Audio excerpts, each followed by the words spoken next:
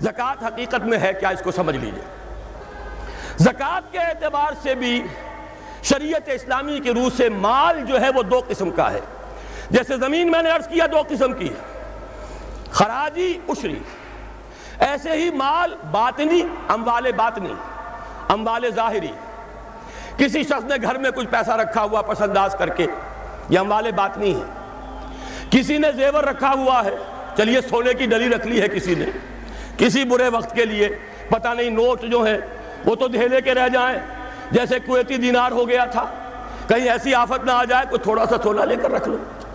یہ جو گھر میں چھپا ہوا مال ہے یہ اموال باطنی ہے، ان کی زکوٰۃ اسلامی ریاست نظام خلافت زبردستی نہیں لیتی، ورنہ تو گھر گھر جا کے جامع تلاشی کرنی پڑے گی، ٹرنک کھولنے ہوں گے، تکیے ادھیڑ کر دیکھنے ہوں گے کہیں کچھ رکھا ہوا تو نہیں ہے۔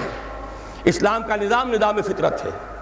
اموال باطنہ میں آپ کو آزادی ہے، زکوٰۃ دیں جسے چاہیں دے دیں، آپ کا اور اپنے رب کا معاملہ ہے، وہاں حساب جا کے دے دیجئے گا۔ اموال ظاہری کی زکوٰۃ جبراً لی جائے گی۔ وہ کیا ہے؟ یہ مال ہے جو دکانوں میں ہے، اموال تجارت۔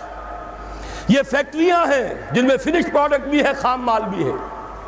یہ بھیڑ بکریوں کے گلے ہیں، ہزار ہزار بھیڑیں اور ہزار ہزار بکریاں، اونٹوں کی قطاریں، یہ ہے جو ظاہر مال ہے، سامنے ہے، کہاں چھپا کر لے جائیں گے؟ گودام بھی ہے تو وہ گھر تو نہیں ہے، گودام کی تلاشی ہو سکتی ہے، دکان کا حساب لگایا جا سکتا ہے۔ فیکٹری کے اندر اس کی زمین، اس کی مشین، اس کے ٹولز ایگزمپٹ، اس پر زکوٰۃ نہیں ہے۔ لیکن جو بھی مال ہے اس میں وہ دو شکلوں میں ہوگا، یا خام مال ہے، کپڑا بنانے کا کارخانہ ہے تو دھاگا پڑا ہے اتنے کروڑ کا، تیار کپڑا ہے اتنے کروڑ کا، اس کا 2.5% دے دیجئے۔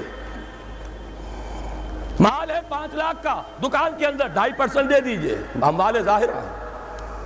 اور اس میں اس سے کوئی غرض نہیں کہ سال بھر میں آپ نے کچھ کمایا کہ گوایا۔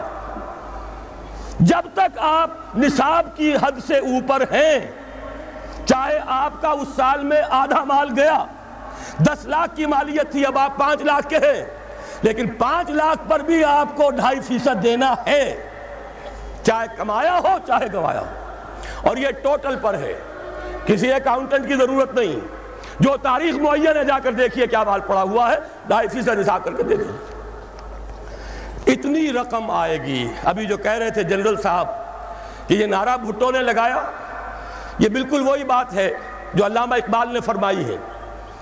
مغربی تہذیب میں بھی ایک حصہ حق کا ہے، اگرچہ باطل نے اس کے اوپر پورا غلبہ حاصل کر لیا، لیکن حق کا حصہ اس میں بھی تھا۔ وہ کیا تھا؟ اوہام پر اپنی بات نہ قائم کرو، لا تقف ما لیس لک بہ علم ان السمع والبصر والفؤاد کل اولئک کان عنہ مسئولا۔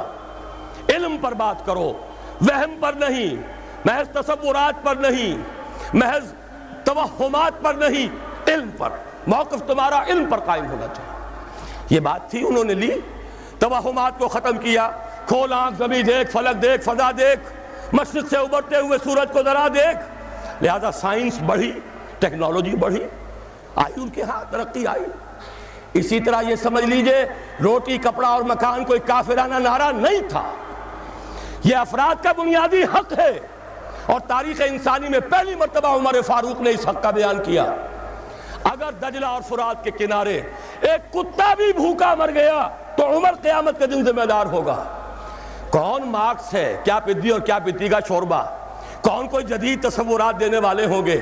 یہ کل کی پیداوار ہے اور آج ختم ہو چکے، آج ان کے چہروں پر کالک بری جا رہی ہے، آج ان کے مجسمے گرائے جا رہے ہیں۔ عمر فاروق کا فرمان، یہ محمد کے غلام اور ایک ادنا تربیت یافتہ سپاہی کا فرمان ہے، یہ تا قیام قیامت قائم رہے گا۔ ہر شہری کی بنیادی ضروریات کی کفالت ہے جو نظام خلافت کے ذمے ہے۔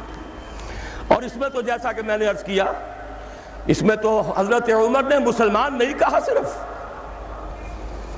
صرف مسلمان نہیں، جانوروں تک بات پہنچا دی۔ اس کا مطلب یہ کہ غیر مسلموں کا بھی حق ہے۔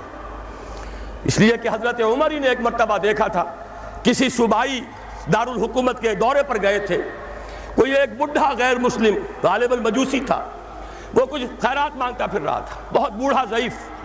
وہاں کے عامل سے حضرت عمر نے پوچھا یہ کیا معاملہ ہے، یہ خیرات مانگنے پر کیوں مجبور ہو گیا؟ تو انہوں نے کہا غریب ہے اور اس کے پاس کوئی ذریعہ نہیں ہے۔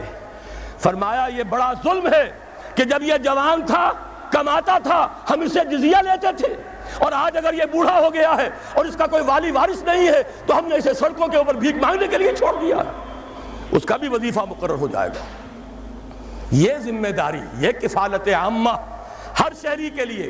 اور یہ جان لیجئے تجارت میں اور صنعت میں یہ سارا فساد جو اس وقت ہے وہ اس وجہ سے ہے کہ عام آدمی، عام کسان، عام مزدور مجبور ہے کہ سرمایہ دار اور جاگیردار کی ٹرمز پر کام کرے۔ نہ کرے گا تو کیا کرے گا؟ ٹریڈ یونین بنا لیجئے، وہ بھی جیبی ٹریڈ یونین بنا لیں گے، ان کے اپنے ایجنٹ ہوں گے۔ اب لڑیے، خون کس کا جائے گا؟ مزدور ایک دوسرے سے ٹکرائیں گے، کچھ حاصل نہیں۔ اسلام نے کیا نظام دیا ہے؟ آپ غریب کو ضمانت دے دیجئے، اگر تمہیں صحیح ویج نہیں مل رہی، تمہیں صحیح مبادلہ نہیں مل رہا اپنی محنت کا، مت کام کرو، تمہیں بھوکا نہیں مرنے دیا جائے گا، تمہاری بنیادی ضروریات کی کفالت ریاست کرے گی۔ اب ہوئی برابر کی چوٹ۔ اگر کارخانے دار کہہ سکتا ہے کہ اگر آپ کو یہ چیز منظور ہے کام کیجئے ورنہ جائیے، سب مزدور چلے جائیں گے، میں لاک اپ کر دوں گا، کارخانہ بند کر دوں گا، لیکن یہ کہ مزدور اس وقت یہ نہیں کہہ سکتا، وہ تو کہے گا جناب اسی تنخواہ پر کام کروں گا، اس لیے کہ ایک دن کام نہ کرے شاید بچ جائے، 2 دن کام نہ کرے بچ جائے، تیسرے دن فاقہ آئے گا، اس کے پاس کھانے کو نہیں ہے۔ لیکن اگر معلوم ہو میری ریاست خلافت اللہ فی الارض، وہ ضامن ہے، وہ رب العالمین ہے، اور اسی کی رب العالمینی کا یہ مظہر ہے نظام خلافت، رحمت للعالمینی کا سب سے بڑا مظہر محمد رسول اللہ کی یہ نظام خلافت، یہ ضامن ہے، یہ مجھے بھوکا نہیں مرنے دے گا، یہ میرے بچوں کے لیے کوئی نہ کوئی چھت ضرور فراہم کرے گا، تو پھر اس کے پاس بھی بارگیننگ پاور ہے، وہ بھی قدم جما کر بات کرے گا کہ جناب یہ ویج دیتے ہیں تو کام کروں گا ورنہ نہیں کروں گا۔ یہ ہے جو آسان ترین حل ہے۔ باقی یہ کہ جبر کیا تھا روس نے، اس کا حشر دیکھ لیا، اور سرمایہ دارانہ نظام اس وقت تو بڑا خوش ہے، اس کے ڈنکے بج رہے ہیں، اس کی فتح ہو گئی، سب سے بڑا دشمن سرنگوں ہے، وہ تو سجدہ کیے ہوئے ہے۔ لیکن یہ کہ واقعہ یہ ہے سرمایہ دارانہ نظام کے اندر جو کنٹرڈکشنز ہیں، جو تضادات ہیں، اب وہ ظاہر ہوں گے۔ جب باہر مقابلہ تھا، اندر کی لڑائی ختم تھی، اب اندر سے فساد ابھرے گا، اندر سے ایکسپلوژن ہوں گے۔ یہ غیر فطری نظام، یہ غیر انسانی نظام، یہ غیر معقول نظام ختم ہو کر رہے گا۔ کاش کہ اس کی جگہ صحیح، معتدل، متوازن، عادلانہ نظام خلافت، اس کا کوئی نمونہ ہم دنیا کے سامنے پیش کر دیں۔ اس وقت پوری دنیا کی طرف ہماری ذمہ داری ہے، ساری نوع انسانی کے ہم مقروض ہیں کہ ہمارے پاس ہدایت ہے، لیکن ہم اس پر خزانے کا سانپ بن کر بیٹھے ہوئے ہیں، نہ خود عمل کرتے ہیں نہ دوسروں کے سامنے نمونہ پیش کرتے ہیں۔ یہ خلافت کی تحریک اسی لیے ہے، یہ سارے نظام کو بدلنا پیش نظر ہے۔